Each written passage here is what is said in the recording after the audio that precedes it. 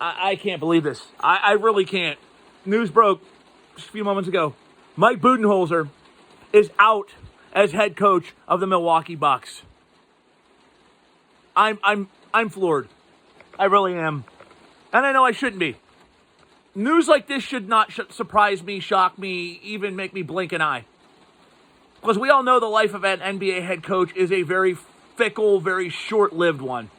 What have you done for me right now? If Budenholzer isn't the prime example of that, I don't know what is. I mean, all Mike Budenholzer did in his time in Milwaukee was become the all-time win percentage leader in the franchise, lead them to an NBA championship ring less than 24 months ago. By the way, this is their first championship they had won in over 50 years. The last one was captained by some young player fresh out of UCLA named Lou Alcindor, who still had hair and didn't have goggles yet. They beat the Baltimore Bullets to win that championship. Stop and think about that. It's been so long they beat an NBA team in Baltimore to win it all. That long ago shed the Bullets moniker. The Bullets moved to Washington, I think 2 or 3 years after their finals appearance. Dropped the Bullets moniker when I was still in high school 25 plus years ago. So we're not exactly talking, folks, about the Boston Celtics or the Los Angeles Lakers here. But all Budenholzer did was win, and win big. 2-time Coach of the Year. 2 different outlets named him coach. NBA Coach of the Year once, and then NBDL, I think it was, NBCL. But again, 2 Coach of the Year wins to his name. 2 trips to the conference semifinals. An NBA championship ring. Yes, I know.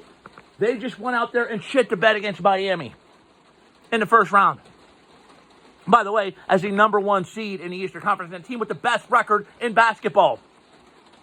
But again, they lost to Miami. Now, I realize the Miami Heat should be compared with the 2012 Charlotte Bobcats. I mean, I know they're on that level, right? I mean, this isn't a damn good team in Miami that just underachieved this year a little bit and had some injuries they dealt with and now seem to be catching fire at the right time. I mean, let's not forget that this Heat team came into the year a very big favorite to represent the Eastern Conference, and less than 12 months ago was 30 seconds away in overtime from going to the NBA Finals. I mean, forget all that. Mike Budenholzer lost in the first round. They choked. By the way, his brother died during the series due to a tragic automobile accident. But let's overlook all that. They didn't win enough, so he's gone. It's fucking absurd. It really is. And Budenholzer's not the only axe to fall. Let me give you this picture here. Since 2017, okay, 4 coaches have won NBA titles. 3 of them are now gainfully unemployed. That's absurd. The only one that is still surviving is Steve Kerr.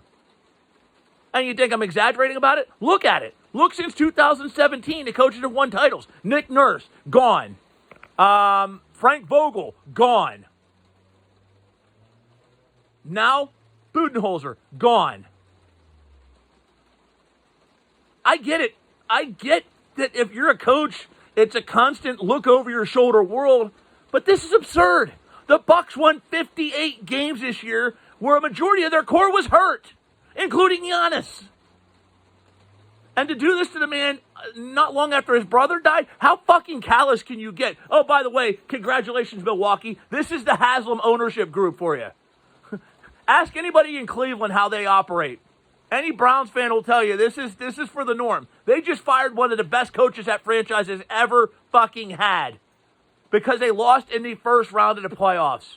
I mean, let's not go ahead and ask the guy, look, I know you went through some turmoil, but we have expectations. You faded last year in the conference semis. You lost this year in the first. Next year, let's get your shit together.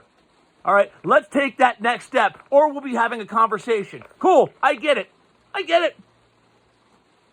But he didn't even get that benefit of doubt after leading the franchise to a championship less than 24 months ago. It's nuts. It really is. So my advice to any NBA coaches that may be stumbling across this and listening, I don't know why you would be, but if you happen to hear it, I have one piece of advice for you and one alone. Rent, don't buy.